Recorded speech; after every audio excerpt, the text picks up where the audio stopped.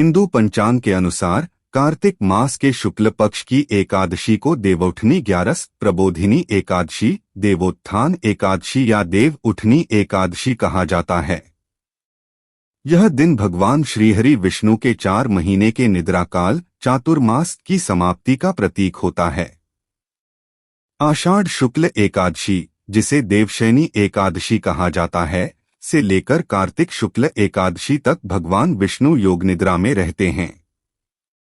इस अवधि को चातुर्मास कहा जाता है, जिसमें विवाह, गृह प्रवेश, यज्ञ आदि शुभ कार्य निषिद्ध माने जाते हैं। कार्तिक शुक्ल एकादशी के दिन भगवान विष्णु के जागरण के साथ ही यह सभी शुभ कार्य पुनः आरंभ होते हैं। इसीलिए इसे देव उठनी कहा गया, अर्थात देवताओं का जागना। पौराणिक कथा, देवशयन और देवोत्थान की कथा। 1. विष्णुजी के योग निद्रा में जाने की कथा। पुराणों के अनुसार एक बार देवता और दानवों में लंबा युद्ध हुआ। युद्ध में देवताओं की विजय तो हुई, परंतु वे अत्यंत थक गए। देवताओं के रक्षक भगवान विष्णु भी सृष्टि के कार्यों से कुछ समय विश्राम करना चाहते थे। इसलिए उन्होंने आषाढ़ शुक्ल एकादशी के दिन क्षीरसागर में शेषनाग की शैया पर योग निद्रा में जाने का निश्चय किया। इस दिन से 4 महीने तक वे निद्रावस्था में रहते हैं, इसी कारण इसे देवशयनी एकादशी कहा गया। इन 4 महीनों में देवता किसी प्रकार के मांगलिक कार्यों में सम्मिलित नहीं हो पाते, इसलिए मानव समाज में भी विवाह, गृह प्रवेश, यज्ञ, संस्कार आदि कार्य नहीं किए जाते। 2. कार्तिक शुक्ल एकादशी को जागरण। 4 माह के बाद कार्तिक शुक्ल एकादशी को भगवान विष्णु योग निद्रा से जागते हैं। इस दिन को प्रबोधिनी एकादशी कहा जाता है। प्रबोध का अर्थ होता है जागरण। कथानुसार भगवान विष्णु के जागने पर संपूर्ण सृष्टि में पुनः ऊर्जा का संचार होता है। देवता प्रसन्न होकर आशीर्वाद देते हैं और मानव लोक में धर्म, कर्म और उत्सव का काल पुनः आरंभ होता है। तुलसी विवाह की कथा। देवउठनी ग्यारस से जुड़ी मुख्य कथा। देवउठनी ग्यारस के दिन तुलसी विवाह का आयोजन किया जाता है। इस विवाह की कथा अत्यंत पौराणिक और रोचक है। कथा का प्रारंभ। एक समय की बात है, धर्मध्वज नामक एक राजा था, जो भगवान विष्णु का अत्यंत भक्त था।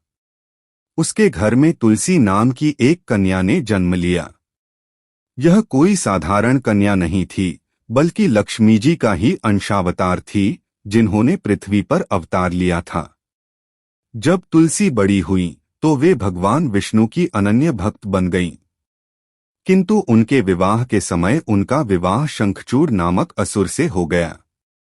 शंखचूड़ बड़ा तेजस्वी, वीर और तपस्वी था, परंतु अपने अहंकारवश देवताओं से युद्ध करने लगा। शंखचूड़ और तुलसी का प्रेम। शंखचूड़ धर्मप्रिय था और अपनी पत्नी तुलसी का बहुत आदर करता था। तुलसी भी अपने पति के प्रति समर्पित थीं। शंखचूड़ को उसके धर्म और पत्नी के पुण्यबल के कारण कोई भी परास्त नहीं कर पाता था। देवता बार बार भगवान विष्णु के पास गए और उनसे सहायता की प्रार्थना की। विष्णु की परीक्षा और शाप। भगवान विष्णु ने देवताओं की प्रार्थना स्वीकार की। उन्होंने शंखचूड़ का रूप धारण करके तुलसी के समीप जाकर उसकी पतिव्रता धर्म को तोड़ दिया। जब तुलसी को सत्य का पता चला तो वे क्रोधित हो गईं और भगवान विष्णु को शाप दे दिया। हे विष्णु, तुमने मेरे पतिव्रत धर्म का अपमान किया है, अतः तुम शिला बन जाओ।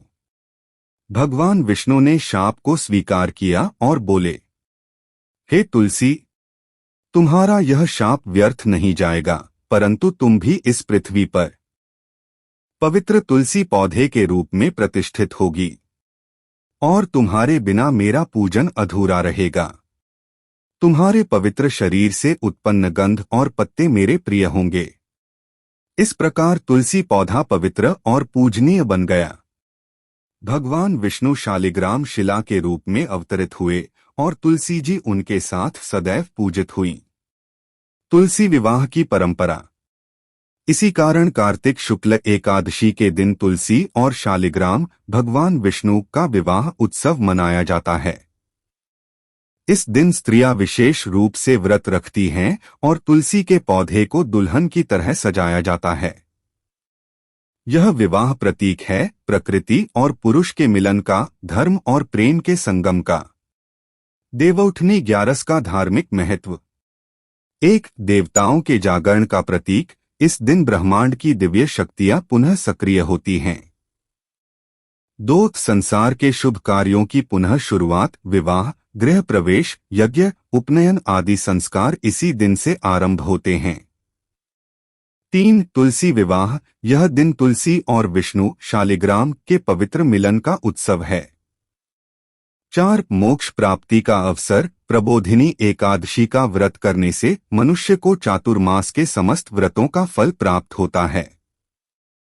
5, धार्मिक समरसता का प्रतीक। इस दिन ब्राह्मण, वैश्य, स्त्री, पुरुष सभी मिलकर धार्मिक क्रियाओं में भाग लेते हैं।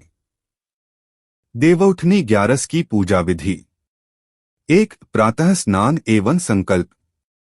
कार्तिक शुक्ल एकादशी के दिन ब्रह्म मुहूर्त में स्नान करके भगवान विष्णु का ध्यान करते हैं और व्रत का संकल्प लेते हैं।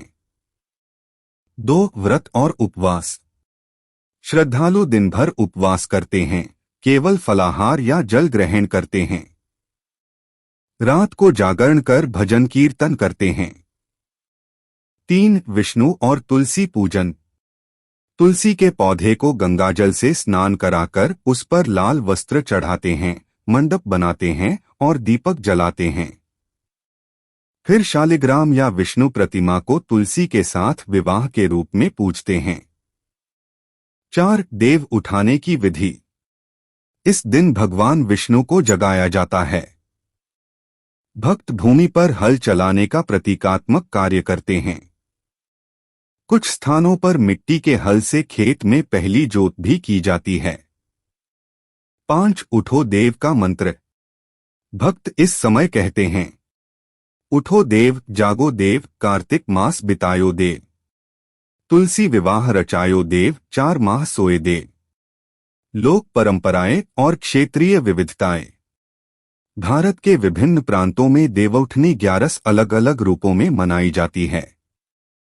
1, उत्तर भारत में विवाह और अन्य मांगलिक कार्य इसी दिन से प्रारंभ किए जाते हैं।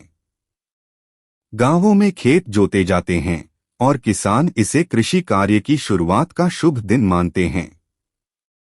2, राजस्थान और गुजरात में तुलसी विवाह धूमधाम से होता है। महिलाएं लोकगीत गाती हैं, मंडप सजाती हैं और मां तुलसी को दुल्हन की तरह सजाती हैं। 3, मध्य प्रदेश और उत्तर प्रदेश में देवउठनी बारात निकाली जाती है, जिसमें लोग हंसी खुशी तुलसी और शालिग्राम की बारात सजाते हैं। 4, महाराष्ट्र और दक्षिण भारत में इसे प्रबोधिनी एकादशी कहते हैं। यहाँ पंढरपुर में विट्ठल भगवान विष्णु का रूप की विशेष पूजा होती है। लाखों भक्त पैदल यात्रा कर यहाँ पहुँचते हैं। वैज्ञानिक दृष्टिकोण। यदि वैज्ञानिक दृष्टि से देखा जाए तो देवउठनी ग्यारस प्रकृति के परिवर्तन का संकेत देती है। 1, ऋतु परिवर्तन। यह पर्व वर्षा ऋतु की समाप्ति और शीत ऋतु के आरंभ का प्रतीक है।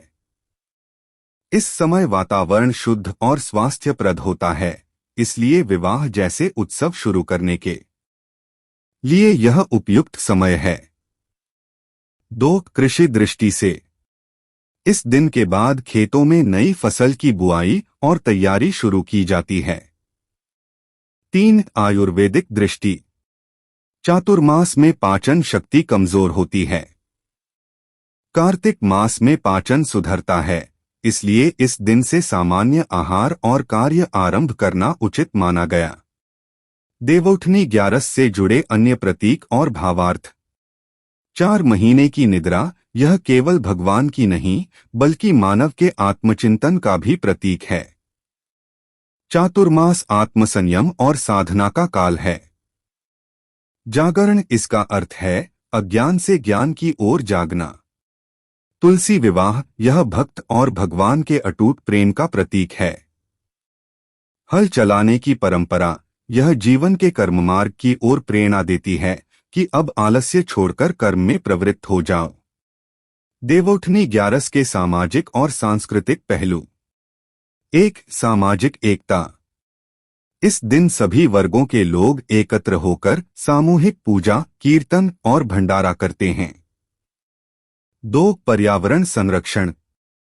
तुलसी विवाह और तुलसी पूजन वृक्षारोपण और हरियाली के प्रति श्रद्धा का प्रतीक है। 3. लोकगीत और संगीत।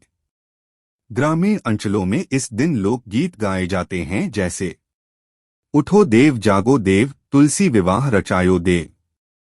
4. आर्थिक पक्ष। इस दिन से विवाहों का मौसम शुरू होने के कारण व्यापारियों, हलवाइयों, फूल वालों और अन्य लोगों को भी लाभ होता है। निष्कर्ष। देवउठनी ग्यारस केवल एक धार्मिक उत्सव नहीं, बल्कि यह भारतीय संस्कृति की गहराई, प्रकृति के प्रति आस्था और जीवन के चक्र के प्रति समझ का प्रतीक है। यह पर्व हमें सिखाता है कि जीवन में विश्राम और कर्म दोनों का संतुलन आवश्यक है। जैसे भगवान विष्णु 4 महीने विश्राम करते हैं और फिर कर्म में प्रवृत्त होते हैं। देवउठनी ग्यारस जागरण का प्रतीक है, अलसता से उठकर कर्म, श्रद्धा और प्रेम के मार्ग पर चलने का संदेश। सारांश रूप में, देवउठनी ग्यारस वह दिन है जब भगवान विष्णु योग निद्रा से जागते हैं, तुलसी विवाह संपन्न होता है, धर्म और कर्म पुनः प्रारंभ होते हैं और संपूर्ण सृष्टि में नवऊर्जा का संचार होता है।